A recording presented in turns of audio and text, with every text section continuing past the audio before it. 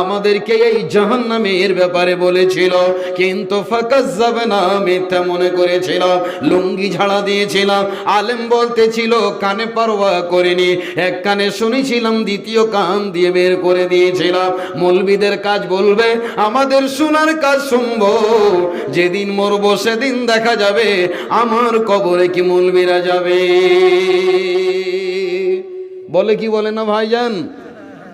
মুলি সাহেব, অত তোমাকে এখানে ইমানদারি দেখাতে হবে না, আমার কবরে তুমি যাবে কি? আমি যেদিন যাব সেদিন বুঝে নেব। যেদিন তোমার এলাজ হবে সেদিন তুমি বুঝতে পারবে। আল্লাহ বলছেন, আলম ইয়াতিকুম নাদির, তোমাদের কাছে কি কোনো মানুষ যায়নি দাঁড়ানেওয়ালা? এই জ্বলন্ত জাহান্নামের আগুনের ব্যাপারে কেউ কে ভয় দেখায়নি? তখন তারা বলবে, হ্যাঁ ওগো আল্লাহর ফারিস্তারা এসেছিল, কিন্তু আমরা মিথ্যা মনে করেছিলাম। বন্ধু আমার, যখনই জাহান্নামের দিকে ওই লোকগুলোকে ঠেলে দেওয়া হবে, তখন তারা এমন যেন গর্জন শুনতে পাবে, যেমন বিদ্যুৎ চমকায়, যখন বিজলি পড়ে কড়কড় করে যেন বোমের মতো আওয়াজ হয়, টায়ার ব্লাস্ট হতে গেলে যেমন আওয়াজ হয়, বিদ্যুৎ চমকিতে গেলে যেমন আওয়াজ হয়, এর কত হাজার গুণে জাহান্নামের ভিতরে আওয়াজ হবে। তারা যেন অজ্ঞান হয়ে যাবে। বন্ধু আমার, ওই জাহান্নামীরা এত কাঁদবে, এত কাঁদবে রে, কাঁদতে কাঁদতে তাদের চোখের পানি শেষ হয়ে যাবে, চোখ দিয়ে রক্ত যেন ঝরতে শুরু হবে। আল্লাহকে বলবে, মালিক আল্লাহ, ও গো রব, ও গো রব্বুল আলামিন, আমাদের প্রতি দয়া করো, মায়া করো। তখন আমার আল্লাহ বলবেন, বান্দারে, 5 বার তোমাকে ডাকা হয়েছিল, তুমি মসজিদে যাওনি, আমার ডাকে তুমি সাড়া দাওনি।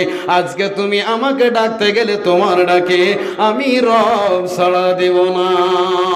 জাহান্নামীরা যখন জাহান্নামে জ্বলবে, কাউ কাউ করে চিৎকার করবে, চোখ দিয়ে পানি শেষ হয়ে যাবে।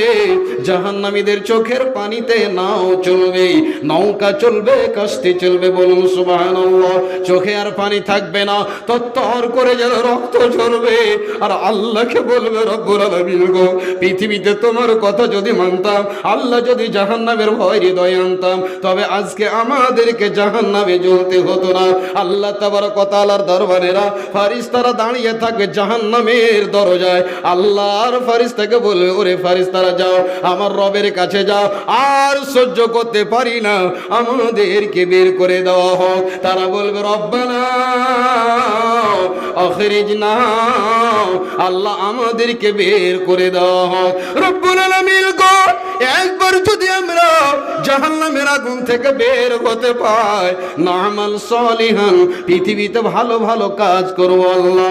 তখন আমার আল্লাহর ফারিস্তাদের কাছে যখন কথাটা বলবে, ফারিস্তাদের যাও, রবের কাছে খবরটা নিয়ে যাও। এই খবরটা পৌঁছাতে পৌঁছাতে 1000 বছর কেটে যাবে। আল্লাহু আকবার। 1000 বছর, তবে দুনিয়ার বছর নয়, কিয়ামতের দিন। আল্লাহ পাক রব্বুল আলামিন বলছেন, ওয়া কানা মিকদারুহু 50 আলফ সানা। পৃথিবীর মানুষ রে, কিয়ামতের দিনটা এ দুনিয়ার তুলনায় 50,000 বছরের সমান কিয়ামতের দিন হবে একটা। বলুন সুবহানাল্লাহ। তবে বন্ধু আমার, এত যদি লম্বা দিন, সময়, ঘন্টা, মিনিট হয়, ওই বান্দারা ডাকবে, খবরটা যেতে লাগবে 1000 বছর, আল্লাহর কাছে পৌঁছাতে লাগবে 1000 বছর, আবার রিটার্ন আসবে লাগবে 1000 বছর। 3000 বছর জাহান্নামীরা থাকবে ওই অবস্থায়, তারা বড় আশাদারী হয়ে থাকবে।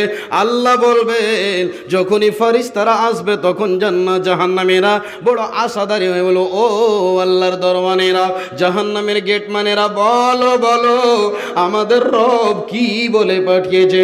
তখন উত্তরটা হবে, ইন্নাকুম মাকিসুন, তোমরা জাহান্নামের ভিতরে থাকো, আর বের হওয়ার তোমাদের কোনো পথ নাই। আমার আল্লাহ বলছেন খালিদিনা ফিহা আবাদা, তোমরা চিরস্থায়ীর জন্য জাহান্নামে থাকো, আর তোমাদের বের হওয়ার কোনো পথ নাই।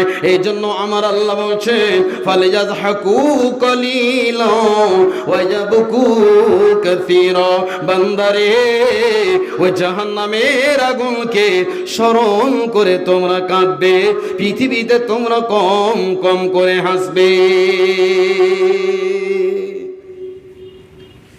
জাহান্নাম থেকে বাঁচার চিকিৎসা কি আছে ভাই? বলবো না ছেড়ে দেবো? চিকিৎসাটা নেবেন তো? ডাক্তারের কাছে যাবেন। আপনার শরীরে জ্বর হয়েছে, 4টা 5টা লেহাপ কম্বল গায়ে দিয়ে আপনি পড়ে আছেন, থরথর করে কাঁপছেন, ডাক্তারের কাছে নিয়ে গেল, বা ওই ডাক্তারকে বাড়িতে ডাকা গেল। থার্মোমিটারটা যখন বগলে লাগায় বা জিহবায় লাগায়, দেখবেন 105 ডিগ্রি তার শরীরের তাপমাত্রা, জ্বর আছে। তখন তাকে বন্ধু আমার ডোলো ট্যাবলেট নামে 650 mg ট্যাবলেটটা দেবে। বন্ধুরে তখন তার চিকিৎসাগুলো যদিও না ছুটে, তখন তার ব্লাড টেস্ট করতে হবে ল্যাবরেটরিতে, তারপরে তাকে অ্যান্টিবায়োটিক ভালো ভালো ওষুধ দিয়ে ইঞ্জেকশন দিয়ে সকালে সন্ধ্যায় তার জ্বরটাকে দূর করা হয়। আমার আল্লাহ বলছেন বান্দা, তুমি যদি জাহান্নামের পেশেন্ট হয়ে যাও, তুমি গুনাহ করে করে পাহাড় পর্বত সাজিয়ে দিয়েছ, বান্দা শোনো রে, তোমার এলাজ হলো চোখের পানি। জাহান্নামের আগুনকে কোনো মানুষ বুঝাতে পারবে না, দমকল দিয়ে নিভাতে পারবে না, সমুদ্রের পানি দিয়ে নিভাতে পারবে না, পৃথিবীর কোন দমকল, পৃথিবীর যত নদ নদী আছে সমস্ত পানি দিতে গেলেও জাহান্নামের আগুনকে নিভানো অসম্ভব। আমার আল্লাহ বলছেন তাতাজাফা জুনুবুহুম আনিল মাদাজি'i ইয়াদউনা রাব্বাহুম খাওফান ওয়া তামআ। আমার আল্লাহ বলছেন মুমিনিরে, যারা আল্লাহর মুমিন বান্দা হবে, তাদের পিঠখানা মুখ যেন বিছানায় লাগবে না, নরম গরম করে গদে লাগিয়ে রেখেছে। কখন যে মসজিদে আযান হবে, হাইয়া আলাস সালাহ বলে ডাকবে, তখনই আল্লাহর মুমিন বান্দা বিছানাটা ছেড়ে চলে যাবে, মসজিদের কাছে এসে উজু করবে, আর উজু করার পরে 2 রাকাত নামাজ পড়ে আল্লাহর সামনে হাত তুলে দেবে। রব্বানা যালামনা আনফুসানা ওয়া ইল্লাম তাগফির লানা ওয়া তারহামনা লানাকুনান্না মিনাল খাসিরিন। মাবুদ রে, ওগো আল্লাহ, কত যে জওয়ানি কালে যৌবন কালে কত পাপ করেছি আল্লাহ, মা জানে না, বাপ জানে না, দেশের সমাজের কেউ জানে না। আর আল্লাহ এখন তোমার কাছে এসেছি গভীর রজনীতে, মালিক রে আল্লাহ, আমার বিবি শুয়ে আছে, আমার সন্তান শুয়ে আছে একটা ঘরে, আমার ভাই শুয়েছে একটা রুমে, আমার বাপ মা একটা রুমে ঘুমিয়ে আছে। আল্লাহ, কেউ তো এখন জায়গা নাই মালিক, তুমি তো শুধু সজাও, তোমাকে নিদ্রাও আসে না, তন্দ্রাও আসে না। আল্লাহ বলেছেন আল্লাহু লা ইলাহা ইল্লা হুয়াল হাইয়ুল কাইয়্যুম লা তাখুযুহু সিনাতুন ওয়ালা নাওম। আমার রবকে একটা সেকেন্ডের জন্য নিদ্রাও আসে না, তন্দ্রাও আসে না। আল্লাহকে বলছেন মালিক, পৃথিবীর সবাই ঘুমিয়ে গেলে জেগে আছো তুমি, আল্লাহ তুমি আমাকে মাফ করে দাও। যখনই এই জাহান্নামের কথাকে, কবরের কথাকে মনে করে 2 ফোঁটা চোখের পানি ফেলবে, আমার আল্লাহ বলছেন বান্দা, তোমার চোখের 2 ফোঁটা অশ্রু মাটিতে পড়ার আগে আমি আল্লাহ তোমার বিগত সমস্ত গুনাহকে মাফ করে দেব। একবার বলুন আলহামদুলিল্লাহ। কিন্তু শিরকের গুনাহ মাফ হবে না, তওবা করতে হবে। বাপজান আমার, আল্লাহ বলছেন বান্দারে, দুনিয়ায় বেশি হাসিও না। কত মানুষ চলে গেল, কত মানুষ কবরে নীরব নগরে ঘুমিয়ে আছে, যাদের শরীরে একটা মশা বসতে পেত না, যাদের শরীর একটা মাছি বসতে পেত না, প্রতিদিন লাইফ বাই সাবান, কত দামি দামি তেল, আর প্রতি সপ্তাহে দাড়িটিকে শেভ করে সুন্দর করে চাকচিক্য হয়ে হ্যান্ডসাম হয়ে থাকতো, ওই লোকটা যখন মরল তার কবরে দেখেন কাঁটার ঘাস বের হয়ে আছে। কথা বাস্তব কিনা বন্ধু? কত মানুষ আজকে ঘুমিয়ে আছে। ভাবছেন আমার, এজন্য আমার আল্লাহ তাবারক ওয়া তাআলা বলছেন বিসমিল্লাহির রহমানির রহিম ওয়াসারিউ ইলা মাগফিরাতিন মির রাব্বিকুম। বান্দা যারা পৃথিবীতে গুনাহ করে রয়েছো, তোমরা আর বসে থেকো না, তাড়াতাড়ি করো আর আল্লাহর দরবারে যাও। কোন মানুষকে যদি একটা বলা হয় ভাইজান কেন নামাজ পড়ো না, তখন বলবে মৌলভী সাহেব ছোট্ট একটা বেটা কাপড়ে পেশাব করে দিয়েছে, কাপড় ঠিক থাকে না, আগামী জুমা থেকে নামাজ ধরে নেব, বলতে আর হবে না। আজকে হলো শনিবার, ওয়াদা করছে শুক্রবারের জন্য। বন্ধুরে, পৃথিবীতে কোনো মানুষকে আল্লাহ কি এই ভিসাটার ব্যাপারে বলেছে বান্দা আব্দুর রহমান তোমাকে আমি আল্লাহ ওই শুক্রবার পর্যন্ত বাঁচিয়ে রাখবো? পৃথিবীতে কোনো মানুষ কি বলতে পারে? বলেন। বিশ্ব নবীজি বলছেন আল্লাহ নবী বলছেন ইদা আসবাহাতা ফালা তানতাজিরিল মাসা, সকাল করবে তো সন্ধ্যার অপেক্ষা করিও না, আর সন্ধ্যা হলে সকালের ইন্তজার করবে না। বান্দারে, মতের নামে যে কখন গাড়ি তোমার প্ল্যাটফর্মে আসবে তখনই তোমাকে সব ত্যাগ করে চলে যেতে হবে। এই জন্য বিশ্ব নবীজি বলছেন ভালো কাজে তাড়াতাড়ি করো, আর আল্লাহর ভয়ে তোমরা কাঁদো। পৃথিবীতে বেশি হেসে হেসে অন্তরটাকে তোমরা মুর্দা করে দেবে না। ওগো আল্লাহ মেহেরবান, তোমার দয়ায় আমি মানুষ, আমি মুসলমান। করনি গো পশু মরে, করনি গো পাখি, করনি গো বোবাই আমার, তাই তোমারে ডাকি। দেখার তরে চক্ষু দিলে শোনার জন্য কান, তোমার দয়ায় আমরা মানুষ, আমরা মুসলমান। একবার বলুন আলহামদুলিল্লাহ। কত আল্লাহর দয়া।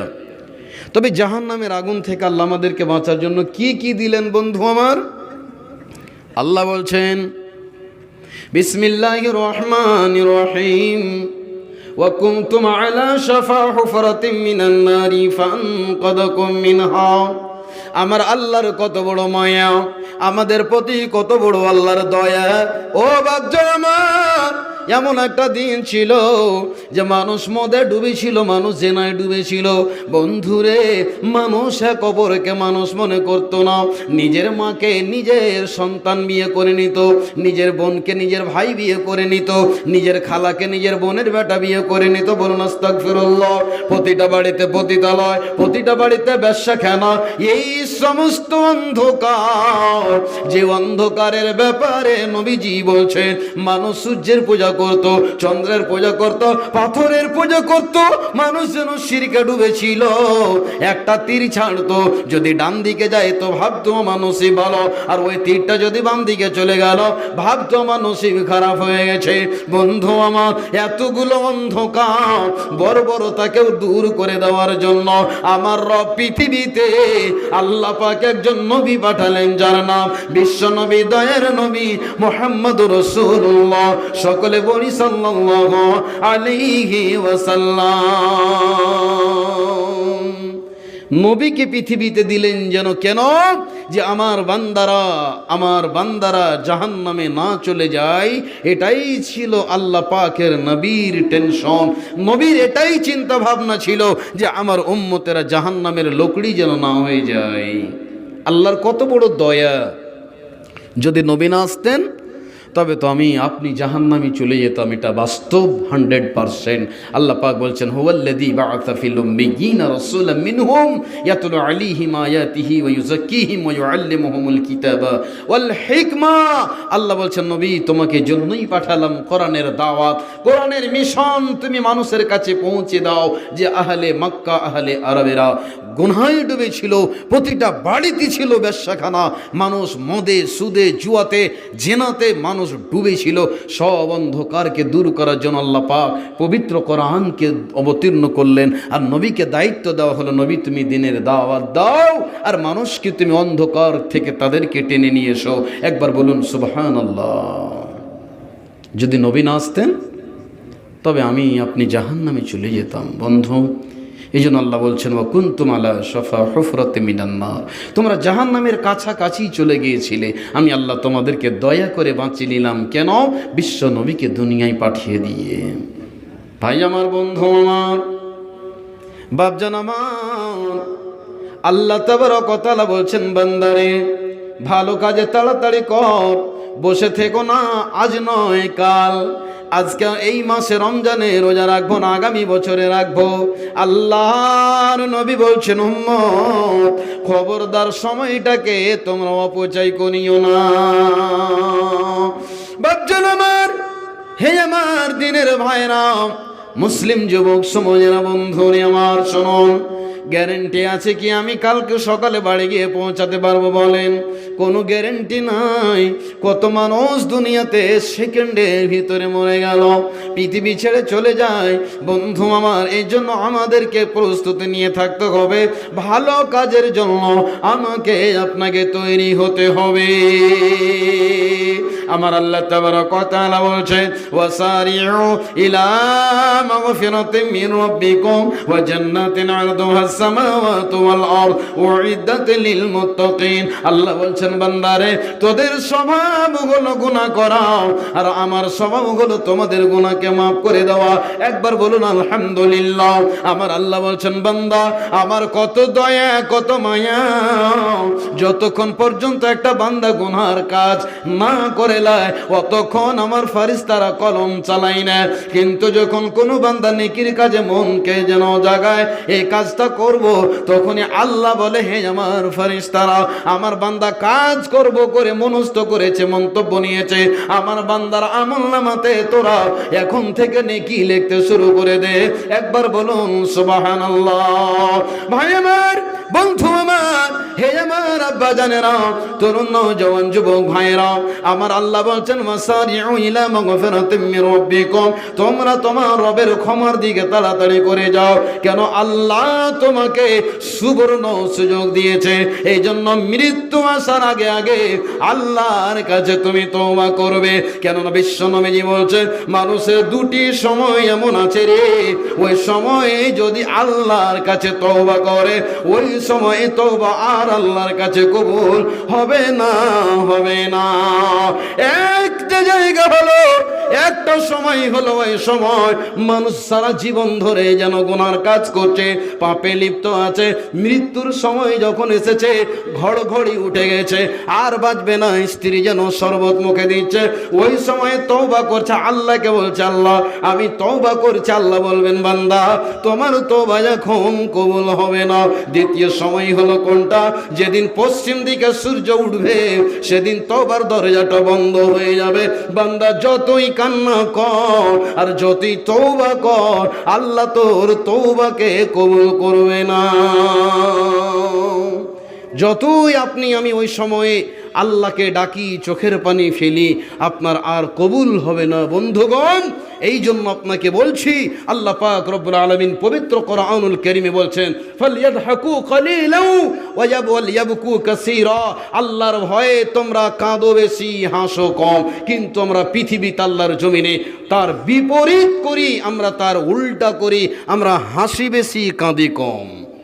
বন্ধুগণ, আমি বলছিলাম আল্লাহর ভয়ে কাঁদুন, কবরের জাহান্নাম আযাবকে স্মরণ করে কাঁদুন, কবরকে দেখে কাঁদুন। একবার যান কবরের জিয়ারত করেন। রাসূল সাল্লাল্লাহু আলাইহি ওয়াসাল্লাম বলছেন জুরুল কবুর, তোমরা কবরে জিয়ারত করো, মৃত্যু বলে তোমাদের অন্তরে ভয় আসবে। বন্ধুগণ, বলছিলাম কিয়ামতের মাঠে জাহান্নামীরা কাঁদবে, তাদের চোখের পানি শেষ হয়ে যাবে, চোখ দিয়ে রক্ত ঝরঝর করে ঝরবে। সেদিন কান্না করে লাভ হবে না। ডাকবেন, আল্লাহ ডাকে সাড়া দেবেন না। আল্লাহ বলবেন, বান্দা আমার পক্ষ থেকে তোমাকে 5 বার ডাক দেওয়া হয়েছিল, তুমি তো একবারও আমার ডাকে সাড়া দাওনি। আমিও আল্লাহ তোমাকে বলে আজকে ভুলে গেছি। সম্মানিত উপস্থিতি, আজকে যেই কটা কথা বললাম, আল্লাহর দিকে ফিরে আসুন, তওবা করুন, আল্লাহর দিকে ফিরে আসুন, তওবা করুন, নিজের পাপকে স্মরণ করে। আল্লাহ, আমার যৌবনকালে, যখনই আমি যৌবনকালে পদার্পণ করেছিলাম তখন থেকে নিয়ে 40 বছর পর্যন্ত যতগুলো পাপ করে রেখেছি, পাহাড় পর্বত সাজিয়েছি, আল্লাহ আমার ক্ষমা হলো কি হলো না? আল্লাহ বলছেন, আমার নাম তো গফুর, আমার নাম গফফার, আমি তোমার সমস্ত জীবনের গুনাহকে মাফ করে দেব। শর্ত হলো আমাকে দেখে ভয় করে একবার আমার সামনে স্যারেন্ডার হ, আমি আল্লাহ তোকে ক্ষমা না করে থাকতে পারবো না। বন্ধুগণ, একটা 2 মিনিটের একটা উদাহরণ দিয়ে আমার বক্তব্য শেষ করছি, আপনাদের বক্তা চলে এসেছেন। তো আমি বলছিলাম ভালো কাজে তাড়াতাড়ি। একটা ইতিহাস আপনাদেরকে শোনাই, আমি উদাহরণটা ছেড়ে দিলাম, যেহেতু আজকে শেষ দিনের জলসা। আর শ্রোতা কীরকম বুঝতেই পারছেন আপনারা। আমার দিনী ভাই দেখুন, যেটি আছে ভালো আছে। জি জি আলহামদুলিল্লাহ, শুকরিয়া আদায় করছি। তো আমি প্রথমে বলেছি যে দোকানবিহীন মেলাবিহীন জলসা, জি আল্লাহ যেন এই কবুল করে নেন। সকলে পড়ে আল্লাহুম্মা আমিন। যে কজন আছি বাস। বন্ধুগণ, তো একটা ইতিহাস বলে আমি আমার বক্তব্য শেষ করছি। ভালো কাজে সাহাবারা কেমন করে তাড়াতাড়ি করেছেন। আর চলে যাচ্ছি 2 মিনিট। আল্লাহ রাসূল সাল্লাল্লাহু আলাইহি ওয়াসাল্লামের জামানায় একটা যুদ্ধ হয়েছিল, যে যুদ্ধটার নাম হচ্ছে গজওয়ায়ে উহুদ। আল্লাহ নবী কিছু সাহাবার নাম ঘোষণা দিলেন, তার ভিতরে ছিলেন একজন হানজালা রাদিয়াল্লাহু তাআলা আনহু। তিনি সেই দিনের বেলায় বিয়ে করে নিয়ে আসছেন ফুলসজ্জা রাত, বাসর ঘরে। তিনি স্বামী আর বিবি, কত আনন্দের রাত, তিনি ঘুমিয়ে আছেন। কানে খবর আসলো যুদ্ধের ময়দানে যেতে হবে। তিনি নিজের বিবিকে, স্ত্রীকে, বিবি সাহেবাকে, অর্ধাঙ্গিনীকে, তাকে বলছে, বিবি রে, রাসূলের পক্ষ থেকে আওয়াজ এসেছে, ডাক এসেছে, আমাকে যুদ্ধের ময়দানে যেতে হবে। তোর সাথে আমার আর কোনো সম্পর্ক নাই হাসরের মাঠে। মৃত্যু যদি আমি বরণ করি, শহীদ হয়ে যায়, তবে আল্লাহ কিয়ামতের মাঠে তোমার সাথে আমার সাক্ষাৎ করাবে। বলুন সুবহানাল্লাহ। চলে গেলেন যুদ্ধের ময়দানে, লড়াই করতে করতে তিনি শহীদ হয়ে গেলেন, তিনি মৃত্যুবরণ করলেন। বন্ধুগণ, আল্লাহ রাসূল সাল্লাল্লাহু আলাইহি ওয়াসাল্লাম বলেন, সাহাবাদের তোমরা মৃত্যু বডিগুলোকে, শহীদাদের লাশগুলোকে জমা করো। আল্লাহ রাসূল সাল্লাল্লাহু আলাইহি ওয়াসাল্লামের কাছে ওই তার বিবি হানজালার স্ত্রী এসে বলছে, রাসূল সাল্লাল্লাহু আলাইহি ওয়াসাল্লাম একটা কথা বলছিলাম, আল্লাহ নবী গো, আমার স্বামী গত রাত্রে বিছানায় ছিল, আমাদের মধুর মিলন হয়েছে, আমার সাহাবী ফরজ গোসল, আমার স্বামী ফরজ গোসল করাটার সময় নেইনি। আল্লাহ রাব্বুল আলামিনের ডাকে তিনি সাড়া দিয়ে শহীদ হয়ে গেছেন। রাসূল, আমার সাহাবীটাকে, আমার স্বামীকে আপনি একটু দয়া করে গোসলটা দিয়ে দেবেন। রাসূল বলছেন, এই আল্লাহর বান্দি, আল্লাহর ফারিস্তারা তোমার স্বামীকে আল্লাহ পানি দিয়ে সুন্দর করে আল্লাহ গোসলের ব্যবস্থা করে দিয়েছে। আমি বিশ্বনবী দেখছি তোমার স্বামীর মাথার চুল দিয়ে টস টস টস টস করে ফরজ গোসলের পানিগুলো পড়ছে। বলুন সুবহানাল্লাহ। তারা যুদ্ধের ময়দানে ঝাঁপিয়ে পড়েছেন আল্লাহকে খুশি করার জন্য। তাদের একটাই স্বপ্ন, মিশন ছিল, মরতে গেলেই তো আমরা জান্নাতি হয়ে যাব। এটাই ছিল তাদের চিন্তা ভাবনা। এই জন্য ভালো কাজে তাড়াতাড়ি করুন। বন্ধুগণ, এখন আছেন, কালকে গ্যারেন্টি নেই যে সূর্য উঠবে আপনি দেখতে পাবেন। আল্লাহর কোন বান্দা আছেন ভালো কাজে তাড়াতাড়ি করেন। এই যে একটা এতিমখানা আজকে টিম টিম করে জ্বালানো হয়েছে, আজ কত সুন্দর একটা ইদারা। আল্লাহু আকবার। আল্লাহ যেন ইদারাকে যেন আল্লাহ কবুল করেন। সকলে পড়ি আল্লাহুম্মা আমিন। আল্লাহর কোন বান্দা আছেন বাপজান, ভাইজান, মাত্র 1,000 করে 10 জন মানুষ আছেন, কেউ দিতে পারবেন? মৌলানা সাহেব, এই রসুলের মাদ্রাসাটাকে দান করব। আপনি পৃথিবী থেকে চলে যাবেন, সমস্ত আমলের দরজা বন্ধ, 3খানা আমলের দরজা আপনার জন্য খোলা। তার মধ্যে হচ্ছে সাদাকায়ে জারিয়া। 1 নম্বরে কেউ আছেন? প্রথমে একটা কলম দেন তো দেখি, কোন আল্লাহর গোলাম, রাসূলের উম্মত। দেখি মৌলানা সাহেব, আমি মৃত্যু বাবের জন্য 1,000 টাকা দান করব। আমি বুঝতে পারছি মুহূর্তটা, এই জন্য আমি কম করে চাইলাম, বেশি চাইনি। 1,000 প্রথমে কে দেবেন? লাব্বাইক বলে দাঁড়ান তো দেখি। আল্লাহু আকবার। কেউ নেই? একজন কেউ? আলহামদুলিল্লাহ। একটা কলম আমার পিছন থেকে, কোন ভাই? সাঈদুর রহমান। আল্লাহ তোমার বান্দা, বাবা মায়ের জন্য 1,000 টাকা আল্লাহ নগদে দান করছে। আল্লাহ তুমি দানকে সাদরে গ্রহণ করো। আল্লাহ ওনার আব্বা আম্মাকে আল্লাহ তুমি জান্নাতুল ফিরদাউসের মেহমান হিসেবে কবুল করো। রব্বুল আলামিন মনের কামনা বাসনাকে তুমি পূর্ণ করো। 2 নম্বরে একজন কেউ সামনে থেকে আসুন তো ভাই, কোনো বাপজান, কোনো চাকরিজীবী, কোনো ডাক্তার, কোনো হাজি সাহেব, যাদের আল্লাহ জমিন জায়গা বাড়ি ঘর সব কিছু দিয়েছেন, একটা কলম সামনে থেকে আসুন তো। সম্মানটাকে বাঁচান। সোশ্যাল মিডিয়া লাইভ চলছে ফেসবুকে, আজ আপনাকে এই কথাটাই বলছিলাম যে শয়তানের পুস্তায় মাটি দিয়েন না। আল্লাহ বলেছেন আলা ইন্না হিজবাল্লাহি হুমুল মুফলিহুন, যারা আল্লাহর দলে যায় তারাই কামিয়াব, যারা শয়তানের দলে যায় তারাই না কামিয়াব, তারা সেদিন জাহান্নামী শয়তানের সাথে যাবে। শয়তান আপনাকে অশ্বাসা দিচ্ছে, এখানে দান করে কোনো লাভ নেই। আছেন কেউ আল্লাহর গোলাম, সেই দরদের আব্বাকে আম্মাকে, মায়ার আব্বা আম্মাকে স্মরণ করে যাদেরকে আজকে কবরে শুইয়ে রেখেছেন, যারা আপনার জন্য মাথার ঘাম পায়ে ফেলে কষ্ট করে সব কিছু তৈরি রেখে গেছেন, আজকে তাদেরকে স্মরণ করে মাত্র 10টা কলম চেয়েছি, একটা পেয়েছি। 2 নম্বরে আসুন তো বাবজির আমার, 500 করে 5টা কলম। আল্লাহর ওয়াস্তে আসুন, দেরি করিয়েন না। যেহেতু প্রধান বক্তা চলে এসেছেন, বসে রেখে আলোচনা করা এটা আমি ভালো মনে করছি না। আসুন ভাই, চটচট করে আসুন। আলহামদুলিল্লাহ। এই আল্লাহ তাআলা তোমার বান্দা একজন বৃদ্ধ মানুষ 200 টাকা দান করেছেন, আল্লাহ তুমি দানকে সাদরে গ্রহণ করে নাও। রব্বুল আলামিন আর একজন মুরব্বী মানুষ আল্লাহ, তিনি 1000 টাকা দান করেছেন, আল্লাহ তুমি এ দানকে সাদরে গ্রহণ করো। মনের কামনা বাসনা আকাঙ্ক্ষাকে আল্লাহ তুমি পূর্ণ করো। কি উদ্দেশ্যে দান করেছেন না জানি না, মাওলা তুমি অন্তর্যামী, মাওলা রে তুমি তাদের মনের আশাকে পূর্ণ করো, আল্লাহ তুমি দীর্ঘজীবী করো। আমিন আল্লাহুম্মা আমিন। মাশাআল্লাহ। রব্বুল আলামিন আর একজন বেনামিতে 200 টাকা, আল্লাহ তুমি সকলের প্রতি হয়ে যাও জায়গা। রব্বুল আলামিন 200 দান দিয়েছেন, মাওলা তুমি 2 লক্ষ বলে কবুল করে নাও। তোমার দয়ার ভান্ডার অনেক বড় রব্বুল আলামিন। দান যদিও ছোট হয়, মনটা অনেক বড় ছিল। আল্লাহ যদি 200 টাকা দান করেছেন, আল্লাহ তুমি একে বড় বলে কবুল করে নাও। আল্লাহ তুমি বড়, আল্লাহ তোমার কাছে কিছুরই অভাব নাই। রব্বানা তাকাব্বাল মিন্না ইন্নাকা আনতাস সামিউল আলিম। সুবহান রাব্বিকা রাব্বিল ইজ্জাতি আম্মা ইয়াসিফুন ওয়া সালামুন আলাল মুরসালিন ওয়ালহামদুলিল্লাহি রাব্বিল আলামিন। ভাইরা 500 করে 5 জন কমসে কম আছেন, আর 1000 করে 10 জন চেয়েছিলাম, তো 5টা আমি মাইনাস করে দিলাম। 5 জন আল্লাহর গোলাম, 2টা এসেছে আর মাত্র 3 জন, আর 500 করে 5টা কলম। এবার 100, 250 যে যা দিবেন আল্লাহর ওয়াস্তে সকলেই আপনারা নামটা লিখে যান, কেউ খালি হাতে যাবেন না ভাই আমার। মাশাআল্লাহ, জাযাকাল্লাহ, হায়াকাল্লাহ, বারাকাল্লাহ। রব্বুল আলামিন বারাকাল্লাহু ফি আহলিকা ওয়া মালিকা। রব্বুল আলামিন গো তোমার বান্দা 200 খানা টাকা দান করেছেন, আল্লাহ তুমি এই দানকে সাদরে গ্রহণ করে নাও, মনের কামনা বাসনা পূর্ণ করে দাও। আমিন আল্লাহুম্মা আমিন। বাপজানেরা, প্রত্যেকটা বাপজানের কাছে, ভাইজানের কাছে আমার অভিমান আবদার যে কমপক্ষে না হলে 100 খানা করে টাকাগুলো দান দিয়ে যান। বন্ধু আমার, এই দানটাই তো আপনার জীবনে কাজে আসবে। সব পড়ে থেকে যাবে, কিছুই আপনার সঙ্গে যাবে না। টাকা সঙ্গে যাবে না, পয়সা সঙ্গে যাবে না, টাকা সঙ্গে যাবে না, পয়সা সঙ্গে যাবে না। টাকা পয়সা গয়না গাঠি একদিন তোর হবে মাটি, এক টুকরো কাপড় তো কেউ অঙ্গে দিবে না। টাকা সঙ্গে যাবে না, পয়সা সঙ্গে যাবে না।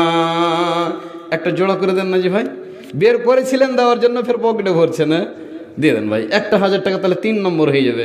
5টা করে চেয়েছি। আল্লাহ তাআলা রব্বুল আলামিন তোমার বান্দা 500 খানা টাকা দান করেছেন, আল্লাহ আর একজন বেনামিতে 400 খানা টাকা, আর একজন 200 টাকা, আল্লাহ সকলে দানকে তুমি কবুল করো। আমিন আল্লাহুম্মা আমিন।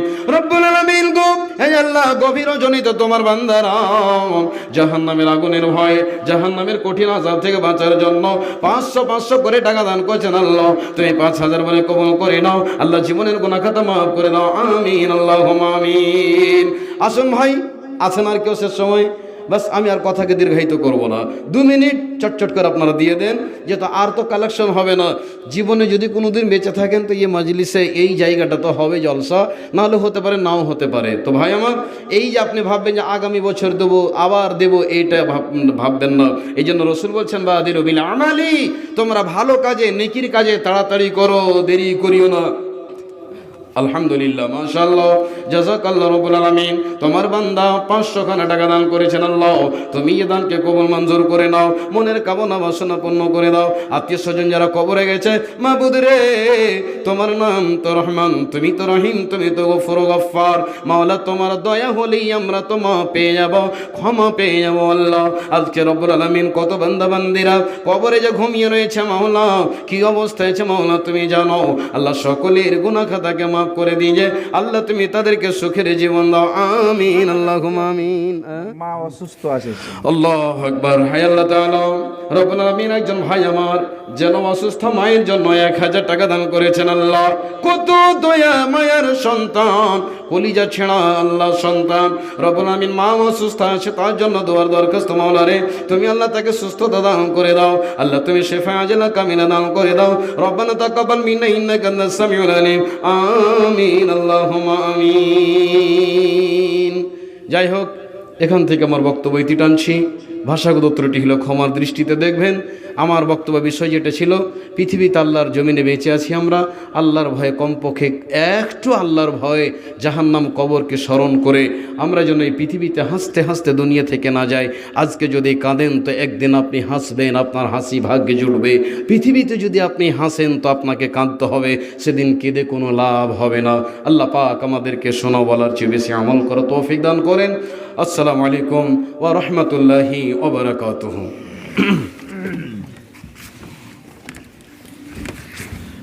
ওয়ালাইকুম আসসালাম রহমতুল্লাহ। ভাই আব্দুল হান্নান সাহেব অত্যন্ত সুন্দর বক্তব্য রাখছিলেন।